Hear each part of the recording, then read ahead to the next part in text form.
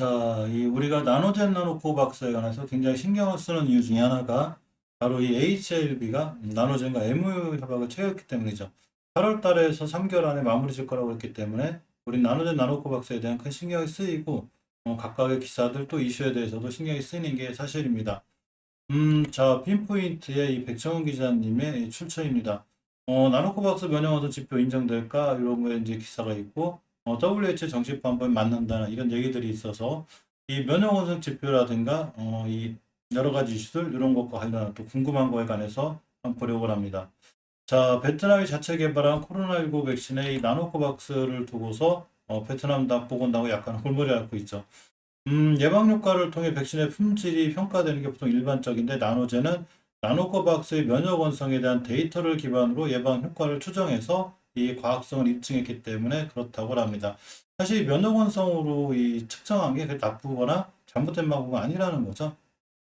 자, 베트남 보건 당국이 지난 12일 코로나19 백신 예방 효과의 평가 지침을 세우기 위한 회의를 진행했고, 이어 베트남산 백신과 해외 백신 간 대조를 통해 기준 충족 여부를 결정한다고 발표했습니다. 아침에 제가 말씀드렸죠. 비교 임상 이거를 통해서 여러 가지의 기준 충족 여부를 결정할 수 있는 이런 상황이 되고 있습니다. 자, 오늘이 18일인데 이제 이틀 남았죠. 20일 이전에 나올 수 있다는 기사들이 있고 13일 이천만톤 베트남 보건부 차관이 국내 백신과 허가를 받아 사용 중인 해외 백신 간의 대조연구 비교 임상이죠. 제가 아침에 비교 임상에 대해서 말씀드렸고 이 20일 이전에 이를 발표할 예정이라고 하였습니다. 국내에서 생산된 백신이 세계보건기구 WHO의 기준을 충족하면 긴급 승인을 신청할 것이라는 얘기까지 했습니다. 이 WHO에서는 면역원성에 대한 게 나쁘지 않은 가이드라인에도 있다는 얘기죠. 이 면역원성 임상시험은 잘못된 방식이 아니고 WHO 임상 가이드라인에도 규정된 방식이라고 이렇게 얘기를 했습니다.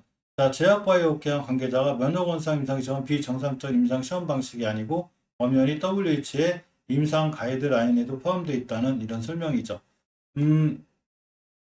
이 면역 대리 지표라고 있어요. 이런 게 굉장히 중요한 하나의 지표가 될 수 있는데, 이 관계자는 또한 면역엄성 임상 시험은 질병에 대한 면역 대리 지표가 정립되어 있을 경우 백신의 효능이 이 지표를 넘어설 수 있는지 평가하는 것이라고 합니다. 허가된 다른 백신들이 충분한 상태라면 나노코박스 역시 이 ICP 면역 대리 지표를 넘는지만 확인해 보면 되고, 이게 되면 긴급승인 신청을 할 수 있다는 얘기죠. 그래서 긴급승인이 날 수 있다는 얘기죠. 따라서 우리가 이 면역 대리 지표가 뭔지에 대해서 일단 잠깐 보려고 합니다. 보통 우리가 백신이 꽤 급하죠. 지금 많이 풀려 있는 것 같은 사실 저도 또 개발도상국 같은 경우에 백신도 급하고 베트남도 역시 자국 백신이 급합니다. 우리나라도 SK바이오 사이언스 등 이 자국 백신, 우리나라 백신에 대해서 굉장히 빠른 이 공급을 하기 위해서 노력을 하고 있죠. SK바이오 사이언스가 선두로 나가고 있습니다. 이미 4월 달에 국산 백신 개발 속도를 끌어올릴 해법으로 지목된 면역 대리 지표라는 얘기가 벌써 나오고 있었죠. 이게 4월 달에 나오고 있었고 올해 초죠. 면역 대리 지표란 무엇인가에 대한 또 얘기들도 있습니다. 이 정부에서 아무래도 백신이 급하다 보니까 또 그렇다고 임상에 수많은 사람들을 다 임상 실험할 수가 없죠. 그 임상 대상자를 다 구할 수 있는 방법이 굉장히 힘들다고 그래요. 그렇기 때문에 정부에서 올해 연말 21년도 12월 달이죠. 다 와가죠. 연말까지 국산 신종 코로나바이러스 감염증 백신을 확보하겠다고 발표하면서 대규모 임상 지원 자원자 부족 문제를 해결할 방안 중 하나로 면역 대리 지표를 언급했죠. 임상 지원자들이 사실 많지 않다는 얘기죠. 그만큼 임상 실험에 참가할 만한 사람들이 많이 없기 때문에 이 면역 대리 지표를 이용해서 이 백신을 평가하려는 이런 노력들이 있어야 되기 때문에 그거에 대한 기준을 정하고자 한 거죠. 면역 대리 지표는 임상을 진행하지 않고 백신의 효능을 간접 평가할 수 있는 하나의 지표가 됩니다. 백신 효능과 관계 있는 중화항체가, 결합항체가, T세포 지표, 지속기간 이런 것들이 이미 나와 있는 백신과 비교했을 때 크게 차이가 없다 이랬을 때 바로 이 백신도 그와 같은 백신과 같은 효능이 있다는 이런 판단을 하게 되는 거죠. 예를 들면 바이러스와 결합하는 항체의 양을 나타내는 결합 항체가가 있어요. 이게 이미 효능이 검증된 백신과 새로 개발한 백신 사이에서 비슷하게 나타났다면 새로 개발한 백신도 바이러스에 대한 효능이 충분하다고 이렇게 판단되는 원리가 바로 이렇게 면역 대리 지표를 이용한 이 백신 비교 방식입니다. 이 나노젠 나노코박스로 저런 방법을 통해서 지금 하고 있다는 얘기죠. 일반적인 백신의 경우 어떻게 되는 거냐면 일반적인 백신 임상 3상 시험이 위약군, 그러니까 가짜 약을 맞는 이런 군과 그러고 진짜 시험약을 투여받는 이런 군, 두 개의 군으로 나눠서 대규모 인원을 동원하게 되죠. 그렇지만 아까 말씀드린 대로 임상시험에 동원할 수 있는 이 인원이 굉장히 한정되어 있고 적죠. 자, 근데 이 면역 대리 지표를 이용하면 임상 3상에 필요한 참가자 수를 거의 기존의 5분의 1 수준으로 줄일 수 있게 되고 임상에 드는 비용과 시간도 무척 아낄 수 있다고 합니다. 따라서 이 코로나19 감염률이 점점 줄어들고 코로나19 백신 접종이 이루어지는 상황에서 새로운 백신의 임상 3상을 진행할 경우 백신 효과의 신뢰성을 확인하기 어려운 경우에 바로 이렇게 면역 대리 지표를 이용해서 할 수 있는 그런 상황들이 되기도 합니다. 이 면역 대리 지표를 개발하기 위해서 우리나라 정부가 노력했는데, 자, 어떤 요소를 면역 대리 지표로 삼을지는 국제기관 백신 제조사들이 합의하기 때문에 면역 대리 지표 개발에 시간이 걸립니다. 정부는 이달 들어 보건복지부와 과학기술정보통신부, 질병관리청, 식품의약품안전처, 외교부, 민간 전문가가 참여하는 코로나19 백신 개발 ICP 확립 태스크포스를 출범시키고 면역 대리 지표 개발에 나섰다고 이렇게 4월 달에 나와 있습니다. 이렇게 동아사이언스의 이 출처고요. 네이버에 동아사이언스 한번 검색하시면 이거에 대한 또 자세한 관련된 내용들이 나와 있기도 합니다. 자, 다시 나노코박스 얘기로 들어와서 우리나라도 면역대리 지표를 그렇게 정립을 해서 이렇게 했듯이 베트남도 이렇게 비교 임상을 하는데 이렇게 하겠다는 얘기죠.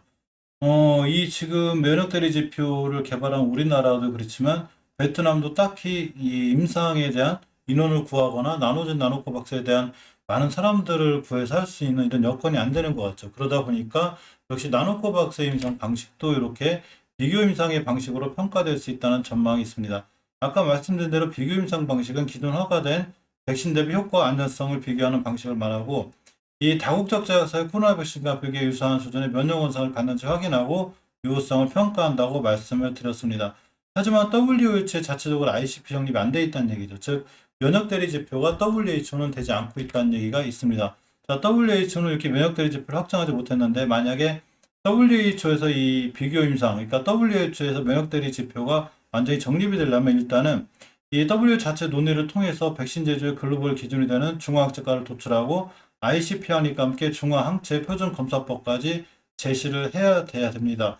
자, 그러고 비교 임상에 대한 글로벌 기준이 정립되기 위해선 표준 물질이 제조가 돼야 되는데 이 표준 물질이 제조되는 게 전 세계 바이러스의 표준 물질은 WHO 협력센터인 영국 국립생물기준통제연구소 NIBSC에서 90% 이상 만들고 있다고 합니다. 따라서 NIBSC가 WHO 확립한 이 면역 대리 지표 기준으로 바이러스의 표준 물질을 생산하게 되면 제약회사들은 이걸 바탕으로 백신을 만들게 되고 이렇게 됐을 때 비교 임상의 글로벌 기준이 됩니다.